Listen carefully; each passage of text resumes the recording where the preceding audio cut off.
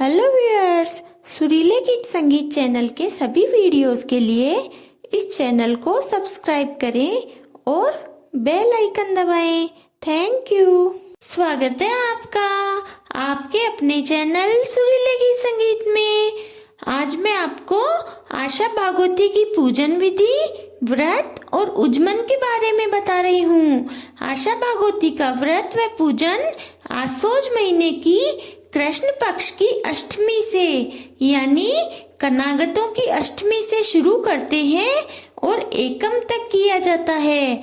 अष्टमी से अमावस तक सुबह स्नानादि के बाद विधि विधान से पूजन किया जाता है और एकम के दिन विधि विधान से पूजन के साथ एकम के दिन व्रत भी किया जाता है। इस व्रत में बिना नमक की आटे से बनी सुहाली खाते हैं। इनमें 4 बिना नमक की सुहाली व 4 मीठी सुहाली खाई जाती है। इस दिन आप दूध, फल आदि ले सकते हैं, परंतु रोटी नहीं खाई जाती। सिर्फ 8 सुहाली के साथ दूध, फल आदि लें।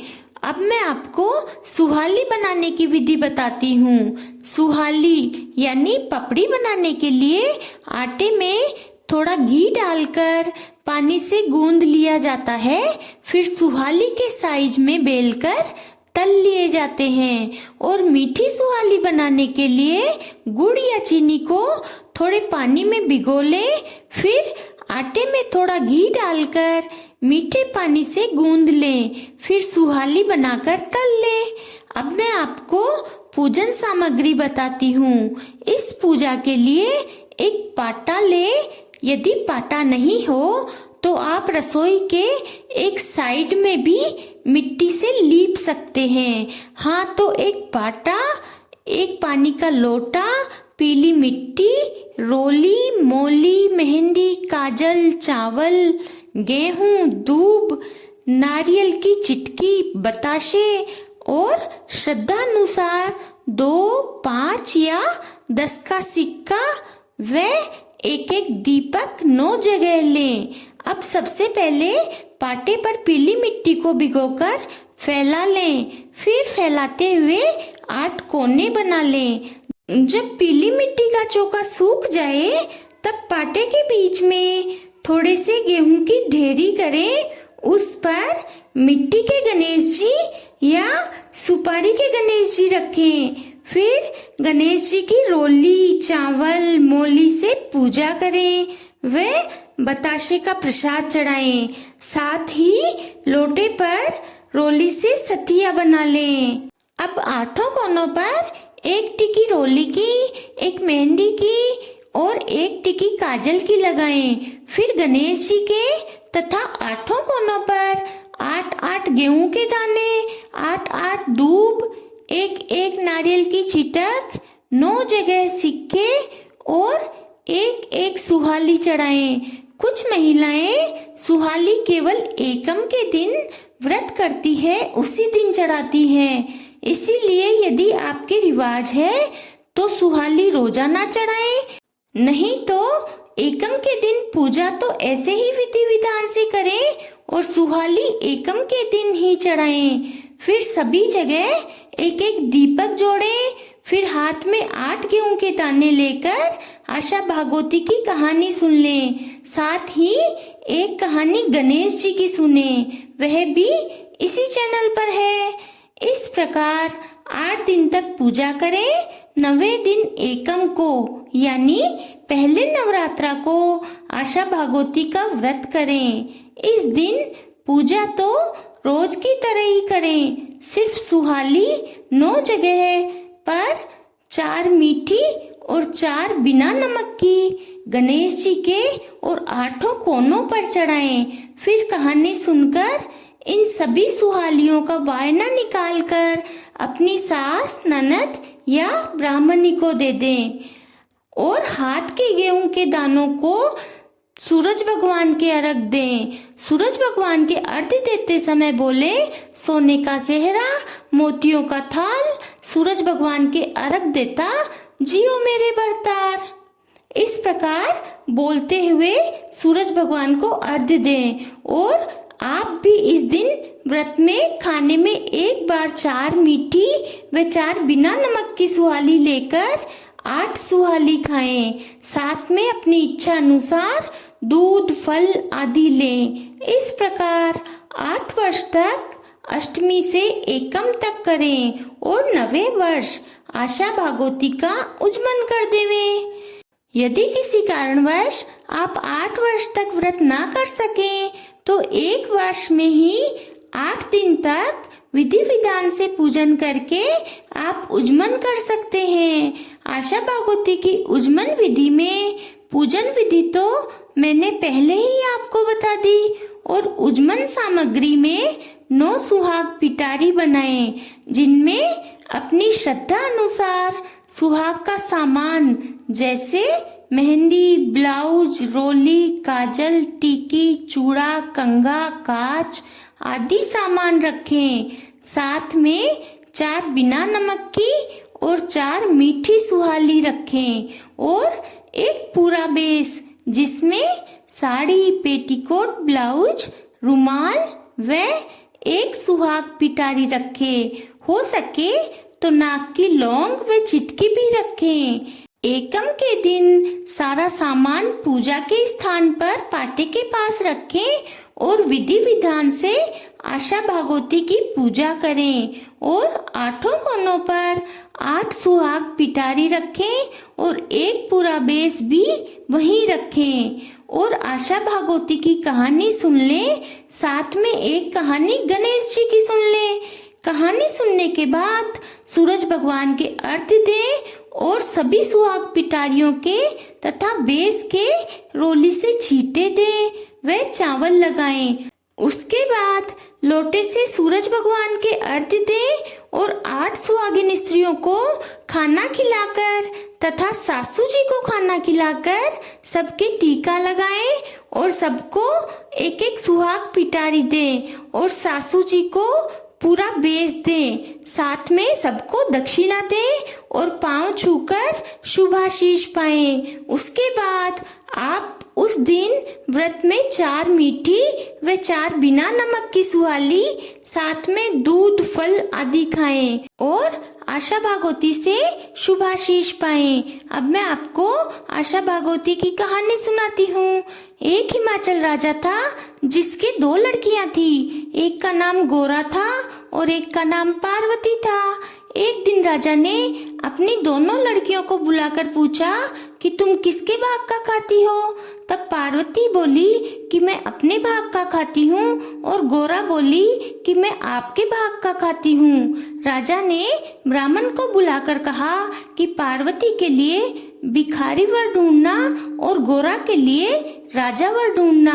ब्राह्मण ने गोरा के लिए एक सुंदर राजकुमार ईश्वर जी को नारियल दे दिया और शिवजी मार्ग में बुढ़े भिखारी का वेश धरकर बैठे थे, सो पार्वती का नारियल शिवजी को दे दिया। बाद में राजा ने पार्वती के विवाह के लिए तो कुछ भी तैयारी नहीं की और गोरा के विवाह के लिए बहुत तैयारी की। जब गोरा की बारात आई तो बारात की बहुत खातिरदारी की और खूब दहेज दिया, परंतु जब पार्वती जी की बारात आई तो किसी ने नहीं पूछा, केवल कन्यादान करके विदा कर दिया। शिवजी पार्वती जी को लेकर कैलाश पर्वत पर चले गए। रास्ते में पार्वती जी जहाँ पांव रखती वहीं की धूप जल जाती। यह देखकर शिवजी ने पंडितों को बुलाकर पूछा कि इनका क्या दोष है। पार्वती जी जहाँ पांव रखती है वहीं धूप जल जाती है। तब पंडित बोले कि पार्वती जी की भाभियां आशा भागवती का व्रत करती थी, उन्होंने अपने पीहर जाकर इसका उजड़ना कर दिया। यदि ये भी अपने पीहर जाकर उजड़ना कर देवे तो इनका दोष मिट जाएगा। तब शिवजी पार्वती जी को बोले कि हम तुम्हारे पीहर जाकर खूब धूमधाम से उजड़ना करेंगे और खूब गाजा बाजे के साथ जाएंगे, नहीं तो उनको क्या पता चलेगा कि पार्वती जी इतनी सुखी हैं। वे वहां से खूब गहने कपड़े पहनकर चले। रास्ते में आगे चले तो देखा एक रानी के बच्चा होने वाला है। रानी बहुत कष्ट में थी और वहाँ भीड़ इकट्ठी हो रही थी कि रानी बहुत तकलीफ में है। जब पार्वती जी ने पूछा कि इतनी भीड़ क्यों हो रही है, तो लोगों ने उन्हें सारी बात बता दी। तब पार्वती जी शिवजी से बोली कि मेरी तो कोख बांध दो। शिवजी बोले, तुम कोख मत बंधाओ, बाद में पछताओगी। फिर आगे चले तो एक घोड़ी के बच्चा होने वाला था। वहाँ बहुत भीड़ हो रही थी। पार्वती जी वहाँ जाकर देखी तो शिवजी को बोली, मेरी तो कोख बांध दो। शिवजी फिर बोले, कोख मत बंधाओ। पर पार्वती जी ने हट कर ली कि यदि बच्चा होने में इतनी तकलीफ है तो मैं तो कोख बंधा कर ही आगे जाऊंगी। शिवजी ने उनकी कोख बांध दी। उधर गोरा अपने ससुराल में दुखी थी। पार्वती जी जब अपने पीहर गई तब उनके माँ बाप उन्हें पहचान नहीं सके। जब पार्वती जी ने अपना नाम बताया तो वे बहुत खुश हुए। तब बाप ने पूछा कि तुम किसके भाग का खाती हो? पार्वती बोली कि मैं मेरे भाग का खाती हूँ, तभी तो मैं राज कर रही हूँ। वहाँ पार्वती की भाभियाँ आशा भागवती का व्रत कर रही थी। तो पार्वती जी बोली, मैंने उजड़ने की कोई तैयारी नहीं की, नहीं तो मैं भी उजड़ना कर देती। तब भाभियाँ बोली कि आपकी किस चीज की कमी है, शिवजी को कहते ही सारी तैयारी कर देंगे। तब पार्वती जी अपनी दासी को बोली कि कुएं की पाड़ पर शिवजी बैठे हैं, उनको जाकर बोल दो कि पार्वती आशा भागवती का उजड़ना करेगी, सो तैयारी करनी है। शिवजी ने दासी को 1.25 करोड़ की मुंदड़ी दे दी और कहा, इससे सारी तैयारी कर लो, जो मांगोगे वही सारी चीज अपने आप मिल जाएगी। पीछे दासी ने वह मुंदड़ी पार्वती जी को लाकर दे दी। तब पार्वती जी ने 8 सुहाग पिटारियां मंगवाई, जिसमें 8-8 गहने, 8 पायल, 8 नथ, 8-8 सुहाली और चूड़ी, मोली, मेहंदी, सिंदूर, काजल, टीकी, कंघा, दर्पण आदि सभी सुहाग की चीजें डाली।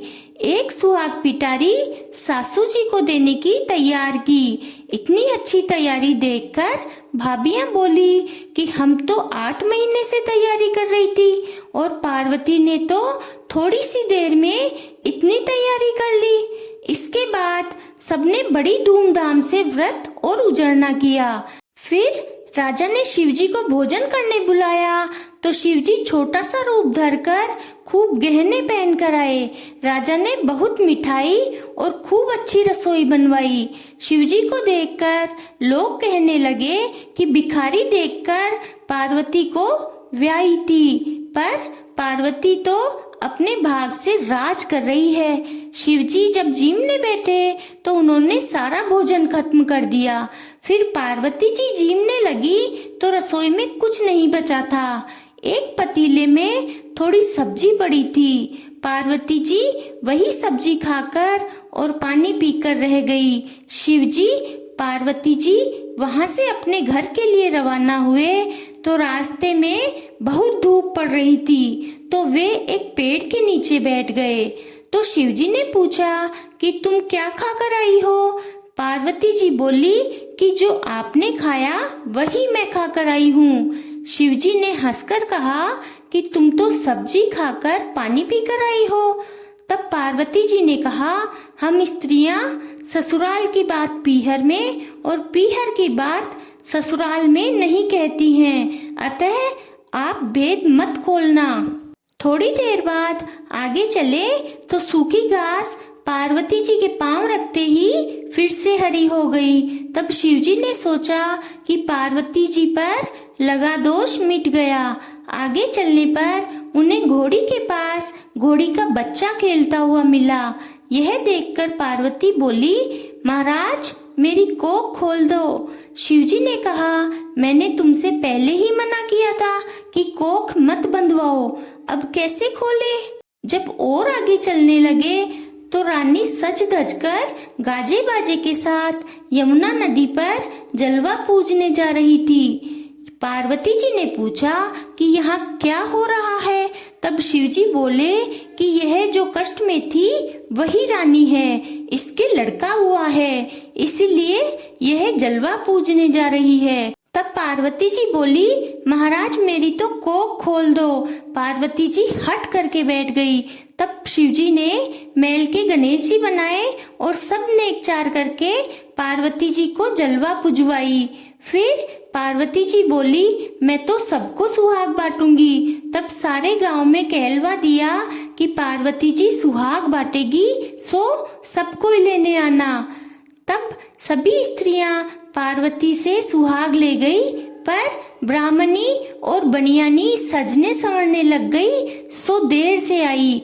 तब पार्वती जी बोली, मैंने तो सारा सुहाग बांट दिया, पर शिवजी बोले इनको भी सुहाग देना पड़ेगा। तब पार्वती जी ने नक से मेहंदी ली, मांग से हिंगलू लिया, टीके में से रोली निकाली और चिटली उंगली से छींटा दिया। इस तरह सबको सुहाग मिल गया और सारी नगरी में जय जयकार हो गई। हे पार्वती जी, जैसे सबको सुहाग दिया वैसे हमको भी देना। जैसे पार्वती जी को आशा भागवती टूटी वैसे सबको टूटना। कहानी कहने वाले और सुनने वाले और हुंकारा भरने वाले सबको सुहाग देना और सबको सुखी और स्वस्थ रखना। बोलो आशा भागवती की जय।